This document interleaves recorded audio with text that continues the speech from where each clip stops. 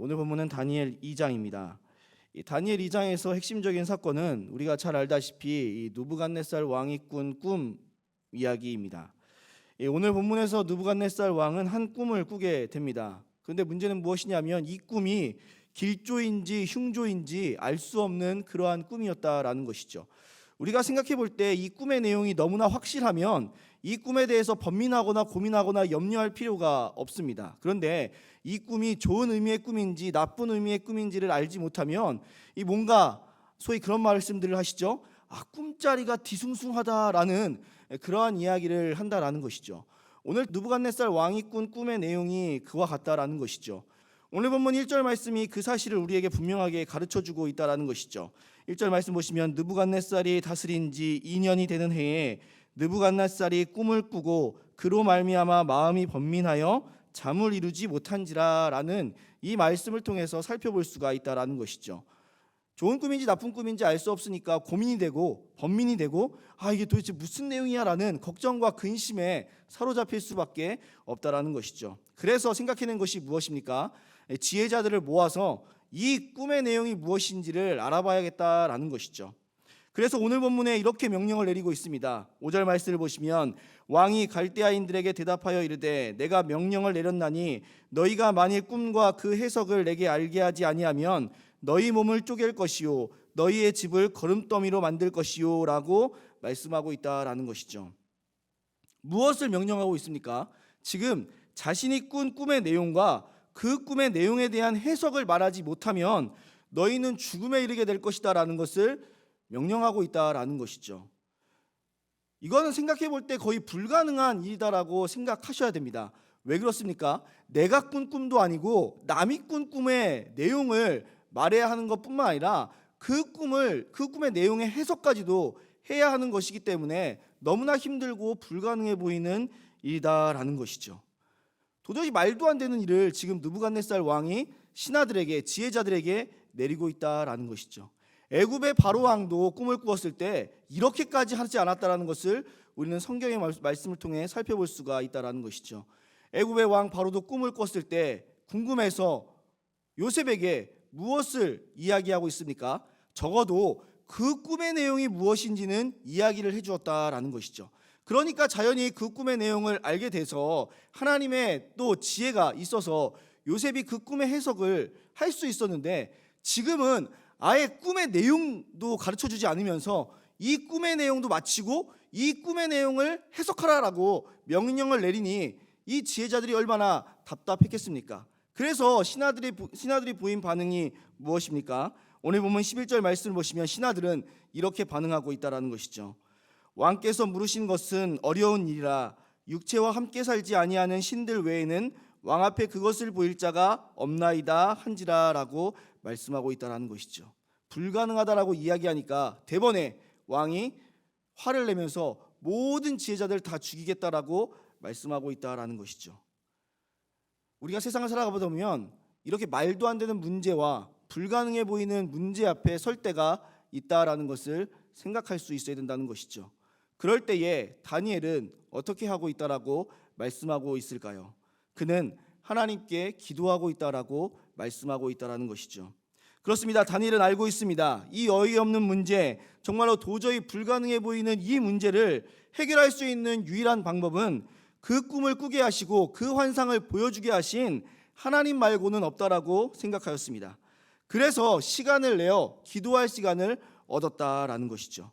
오늘 보면 17절로 18절 말씀이 그 사실을 우리에게 가르쳐주고 있는 것 아닙니까?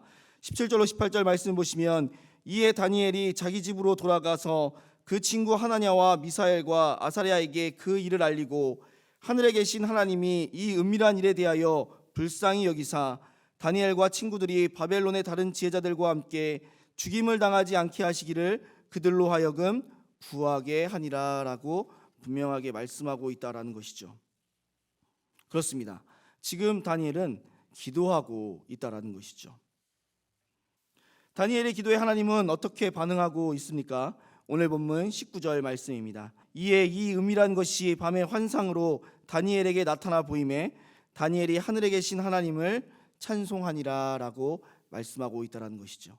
하나님께서는 다니엘에게 느부갓네살 왕이 꾼 꿈의 내용을 그에게 보여주심과 동시에 그 꿈이 어떠한 의미를 가지고 있는지도 알려주셨다라는 것이죠. 그렇습니다.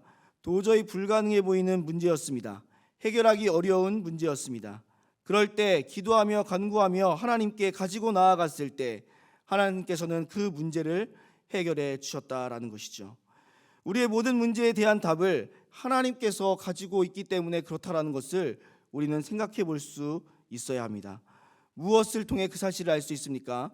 계속해서 반복되는 말이 하나 있는데 은밀한 일을 나타내시는 이라는 표현이라는 것이죠. 오늘 전체적인 문맥 속에서 이 은밀한 일을 나타내시는 분에 대한 이야기를 3번 정도 하고 있다라는 것이죠. 그렇습니다. 우리는 은밀한 일, 숨겨진 일, 불가능한 일, 어려운 일을 도저히 해결할 수 없는 능력을 가지고 있는 사람들입니다. 그러면 당연히 그 은밀한 일을 알게 하시고 그 내용이 무엇인지를 알게 하시는 분이 있다라는 사실을 명심해야 한다라는 것이죠. 그것이 누구십니까? 모든 지혜와 능력이 되시고 모든 것을 창조하시고 모든 것을 다스리시는 하나님밖에 없다라는 것을 우리는 기억할 수 있어야 한다라는 것이죠. 하나님은 우리에게 문제를 주시는 분임과 동시에 그 문제를 해결할 수 있는 답도 가지고 계신 분이라는 사실을 기억하시고 우리는 기도하며 간구하며 나아감을 통하여서 하나님께서 우리에게 주신 이 은밀한 일을 하나님께 들고 나아가 해결받는 우리들의 모습이 되어져야 한다라는 것이죠. 다니엘의 모습이 우리의 모습이 되어야 합니다. 문제를 만나면 우리의 힘으로 해결하려고 하고 우리의 노력으로 해결하려고 하는 것이 아니라 기도하며 하나님께 우리의 문제를 아뢰고 우리의 문제를 그대로 올려드리면 됩니다. 그럴 때에 하나님께서는 우리에게 숨겨주셨던 그 은밀한 일들을 보여주심을 통하여서 우리가 어떻게 살아가야 할지를 분명하게 말씀해 주시고 있다는 것이죠. 사랑하는 우리 성도님들, 오늘 본문의 말씀이 우리에게 주시는 교훈은 한 가지입니다. 다니엘은 불가능한 문제를 만났습니다. 도저히 해결할 수 없을 것 같은 문제를 만났습니다. 그럴 때 다니엘이 한 것은 하나님께 기도하며 간구하며 나아가고 있다라는 것이죠. 은밀한 일을 알게 하실 분은 지혜와 능력이 하나님밖에 없다는 사실을 알고 하나님께 기도하며 간구하며 물어보고 있다라는 것을 우리는 생각할 수 있어야 한다는 것이죠. 우리의 지혜로 문제를 해결하려고 한 것도 아니고 우리의 힘으로 문제를 해결하려고 한 것도 아닙니다. 오직 기도하며 나아갈 때 하나님께서 문제의 답안지를 허락해 주고 있다라는 것을 우리는 생각해 볼 수 있어야 합니다. 오늘도 우리의 힘으로 문제를 해결하려고 하는 것이 아니라 하나님께 기도하며 나아가야 한다는 것이죠. 매일매일 문제를 만날 때마다 답안지가 되시는 하나님께 기도하며 나아가심을 통해 응답의 은혜를 누리시며 살아가실 수 있는 우리 모든 성도님들이 되시기를 주님의 이름으로 소원합니다.